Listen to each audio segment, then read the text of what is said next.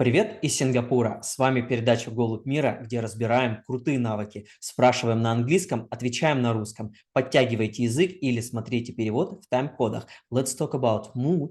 Let's start with the definition. Mood is this condition which you present yourself to the world. You could be angry, you could be tired, or you could be smiling and happy to see everyone. And I always say that a leader should has two batteries, one for himself and second for another. Sometimes people has no energy, and you will provide it with them, and they will smile like small lamps, and you will understand that you have done something for them, and with your efforts world became a better place. Mood, it also could be like an energy. When boss is severe, all the team afraid to work. But if boss is smiling, everyone understand everything's okay. And in terms of the building blocks or fundamentals of that really defines the mood, what are they and what actually defines the efficient mood?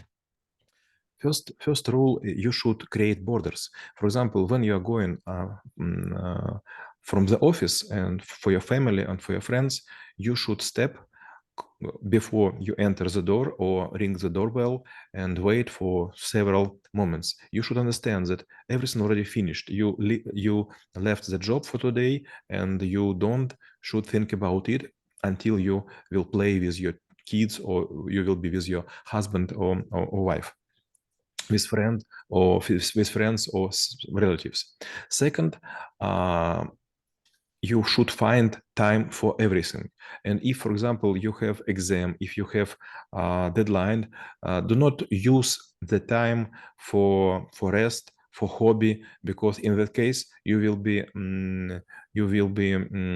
happy for a very small period of time, but then you will be in the hurry, and in the hurry it is hard to be a nice and kind person.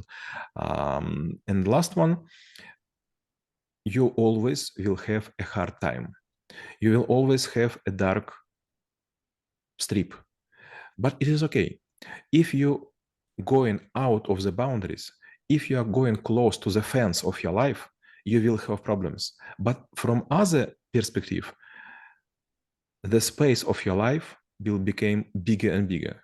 If you have problems, this means that you are growing. So it sounds that mood is actually not just, like your daily facet that you put for other people, but also the way you manage your energy, time, going for light places or dark places, and always present probably the best of you, or maybe trying to manage yourself to present whatever is possible. So in terms of the levels of mastery, in terms of how you can manage or display it efficiently, what are they? First level to be just plain. There is a kind of bosses like a fish boss. Fish has no, I don't know how to say, ресниц, и она не моргает. Lashes. Fish has no lashes, and it never closes the eyes, and slow, and no mood on the face. So the fish just go the same way, and you couldn't understand the mood of it. Second, you could be like a motivated idiot. You will smile for everyone and say, come on, everything is okay, but nothing is okay. And the last one, you are good when it is time to be good, and you are severe when it is time to make pressure. So we already covered some of the probably not desirable ways of or mistakes that people make when they trying to show their mood. What's other ways to do things in a not really right way? First way, when you will close your heart, close your brain, and you will work like a person in a box. So from one perspective, you are at the office, but everyone will understand that you are by the mind, by the brain, you're out of the office. Second is to hurry everyone, to make stress, and to put a pressure for everyone. Let's work harder, faster, and so on. And last one is to calm everyone, to be like a yogist. Everything is okay, peace is inside of me, and peace is outside, and I am a peacemaker. So you mentioned on how someone can control their own mood or maybe influence other people. So maybe I would like to speak a little bit more in a bit more details about the self-control. What are the mechanics or maybe the mindset of the person should be when they're trying to manage their mood in order to achieve the things that they want, that they truly want? First level is to know story about Solomon King. Solomon King possessed a ring, and inside of it was written, "This will pass. When you have good time, it will pass. If you have bad time, it will pass." So you could go to the second level and you think, if we'll met this, what happened right now for you in 2 or 3 years, and suddenly you will find that no, it is not.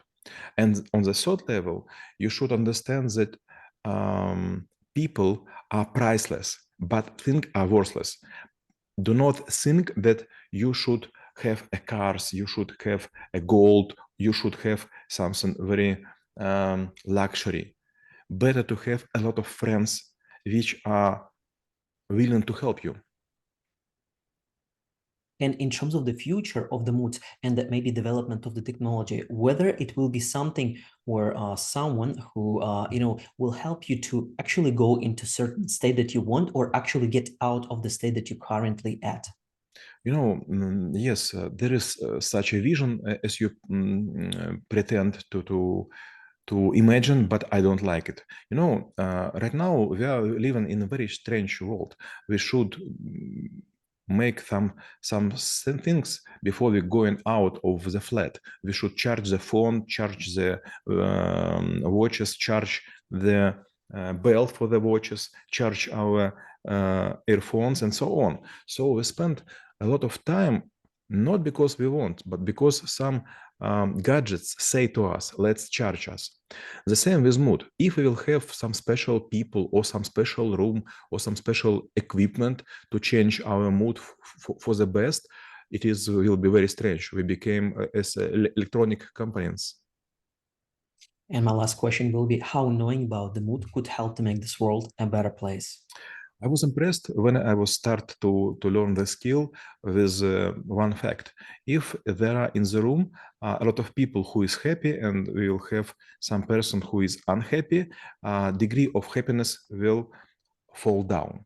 But from other perspective, for this person who was unhappy, when he was sitting among people who are happy, even if he don't look at him and they don't look back, this person will become happier. So this is a kind of good energy. So we could control the mood of ourselves and in the rooms.